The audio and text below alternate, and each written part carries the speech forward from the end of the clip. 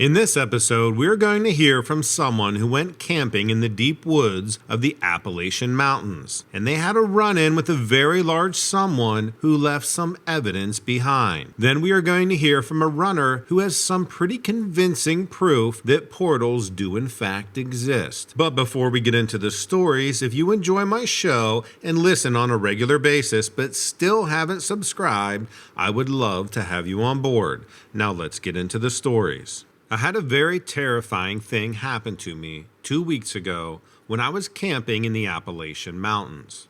Before I get to this story, I need to provide a little background on why I was in the Appalachian Mountains. I'm very into wilderness survival and bushcraft. I have been for the last few years. I've honed my skills and take any chance I get to put them in use in the wild. So when my friend told me he found this great spot in the Appalachian Mountains, I was all for it. I met my friend through a Facebook group about bushcraft and survival. His name is Alex and he's from North Carolina. We hit it off immediately because of our shared interest in the outdoors. We had both been planning to go on this camping trip for weeks, and we were both very excited when the day finally arrived. We drove up to the mountains and hiked to our spot. We were in a beautiful clearing with a stream running nearby. We planned to camp for 2 weeks to practice our bushcrafting skills. The first week went by without any incident. We were having a great time. We were catching fish from the stream to eat. On the morning of the 8th day, my friend got a call from his brother saying that his mother went into the hospital. His brother told him that she wasn't doing well and he needed to come home immediately. I was really worried about my friend and his mom, but I didn't want him to go alone. I offered to go with him, but he refused and told me just to continue on with the trip. That's exactly what I did. I helped my friend pack up his things and I said goodbye. I was now alone in the wilderness, which wasn't new to me because I've done plenty of solo camps before. We were very deep in the backcountry of the Smoky Mountains. We didn't see anyone the entire time we were out here. I was used to the solitude, but this time it felt very different. I can't explain it, but I had this feeling like something bad was going to happen. I tried to shake the feeling, but it just wouldn't go away.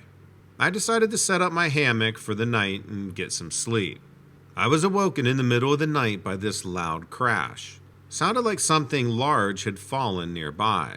I sat up in my hammock and listened carefully, but there was only silence. I strained my eyes in the darkness, but I couldn't see anything. I slowly got out of my hammock and grabbed my flashlight and knife from my pack. I shined the light in the direction of the noise, but I still couldn't see anything. I began to walk towards the noise when I heard it again, but this time it sounded like it was coming from behind me. I turned around and flashed the light in that direction, but there was nothing there. I ran into our survival shelter that we built and just sat there with the door shut. Thank God we made a makeshift door. Now this survival shelter wasn't bear-proof, but it kept me hidden. I sat there for hours just waiting and listening to this thing circle the shelter. I could hear it breathing and it smelled awful. I wanted to gag from the smell of it. I literally sat there for 3 hours with my knife in hand, ready to defend myself if this thing tried to break into the shelter. It would come and go over that time. I would hear it, then there would be silence. Then I could hear it breathing again. Sometimes it made this grunting noise. It would get close to the shelter, then walk away. It was almost like it was taunting me. I had no idea what this thing was. But I knew it wasn't human, and it wasn't any animal I've ever smelled before. The sun finally started to come up, and through the shelter I could see the silhouette of this thing walking away through the woods. It was massive. It was walking on its hind legs. I waited for a few minutes, and then I cautiously stepped out of the shelter. There was no sign of it anywhere. However, it did leave behind this tuft of fur. As you can see in the pictures I sent, there is a patch of fur that was lying on the ground. It's dark brown and it has this reddish tinge to it. It's like a hand-sized clump of fur, and it smelled awful. I took 2 pictures of it, and both pictures are attached to this email. I knew this had to be a Sasquatch. So I called the park ranger's office and told them my location. It took them about an hour to get there. It was only one ranger who came, but he collected the hair samples and put them into a plastic bag. He was asking me all kinds of questions, and I ran through what I just said, that this thing was hanging around my campsite all night and smelled awful. I told him that I saw it leaving when the sun came up. After I packed everything up, he hiked back with me to my car. About 200 yards from our campsite, on the way out of there, he found this huge pile of scat. He was very intrigued by it. I've never seen scat like that before. He also collected that and put it in this large plastic bag. He took my information and told me that he would follow up with me when they found out what this was. I haven't heard anything from him yet. I'll let you know when and if I do hear from him. Hi, Donovan. I'm not sure if this is the kind of story you would want on your channel, but I decided to share it anyway. This happened at the beginning of summer. It was a couple weeks later when I first saw one of your YouTube videos. It was kind of reassuring to hear stories from others who've experienced something supernatural. I wasn't sure at first what I experienced was really supernatural, and I'm still not exactly sure what it was, but I'll explain it as well as I can. I love hiking and trail running, and I spend a lot of time in the woods. I usually hike with my wife or sometimes a friend, but tend to run alone because I'm usually training for some race. I have a trail marathon coming up soon, so I've been training a lot. It's hot here in the southeast, so in the summer I get up early and usually start my runs at daybreak or before. It was a Monday, so I didn't have a lot of time to get my run in. I had to jump on a Zoom call. I couldn't miss this meeting and wanted to have some time to prep before the meeting. This was only my second team meeting since I got promoted to Director of Product Management. Ever since the pandemic, my company has been more relaxed with people working from home. I still go into the office Tuesday through Thursday, but they wanted us to keep these Monday morning meetings to start the week as a team. I decided I could do a quick 6-miler that morning if I started in the dark and planned to run a few miles in the evening if I could. Since I started earlier than usual, it was still really dark out. I was wearing my headlamp to make sure I didn't trip or run into anything out there.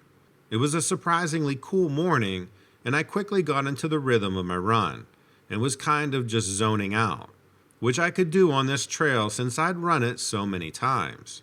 I was running up the first hill when I heard something, but I wear those bone conduction ones when I run so I can hear what's going on around me. It wasn't a loud sound, but it was definitely out of place in the woods.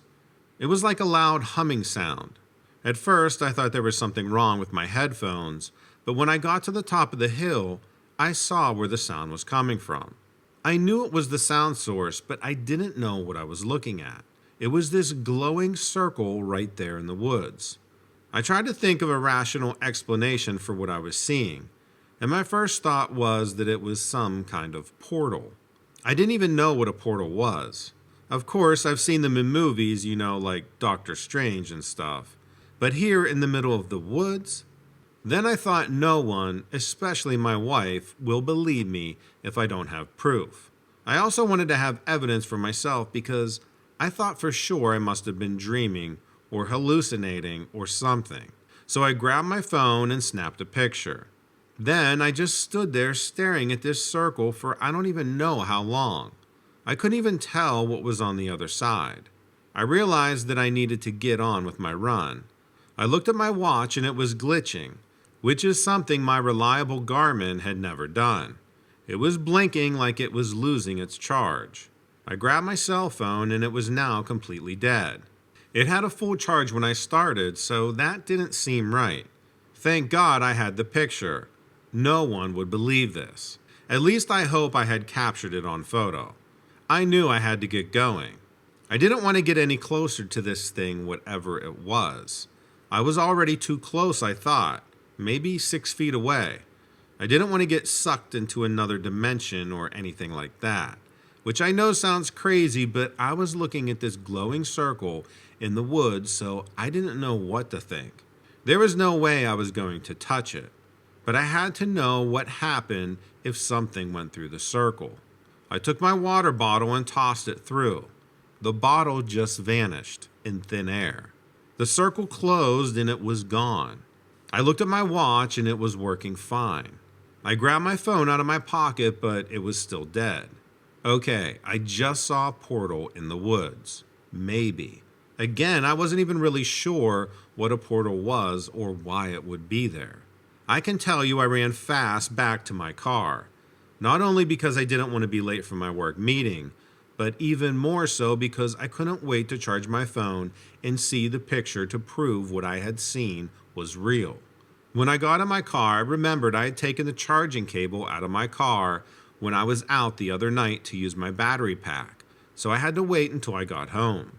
As soon as I ran into the house, I immediately plugged in my phone. My wife made some comment about me being late. I started to tell her about what I had seen. She laughed and told me that I watched too much TV. I guess she realized I wasn't joking because she stopped laughing and said, "What are you talking about?" Finally, my phone powered on and I opened the photos. There it was. I showed her and she thought it was as weird as I did. I told her about the humming sound, but the weirdest part was the water bottle. I didn't have time to prep for the meeting, but luckily it went pretty smoothly.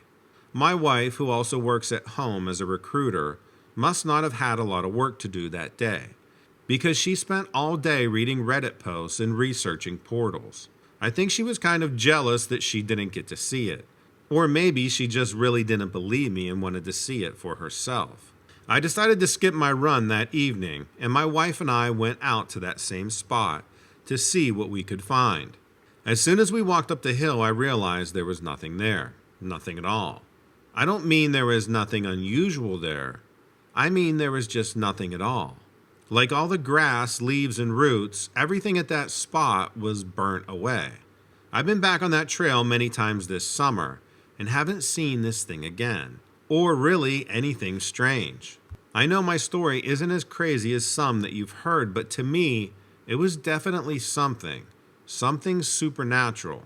I don't know if it really was a portal, and if it was, where it led. I know my water bottle disappeared right before my eyes. And I have the picture which proves, at least to me, that it was there. Maybe someone else has seen something similar or has more insight. I would love to hear from someone else who has seen something like this. Thanks, Donovan, and keep telling our stories. Let me know in the comments below what you think of these two stories. Story 1 has some very interesting evidence of a Sasquatch presence in the Appalachian Mountains. In story number 2, what would you do if you saw a portal in the woods? Would you go through it? Would you run? Or would you stand there and throw things into it? I don't know. I probably wouldn't go through unless I heard some really groovy music coming from the other side. Thanks for watching, and don't forget to check out my true crime channel because I have several very interesting releases coming in the next week. Thanks and take care.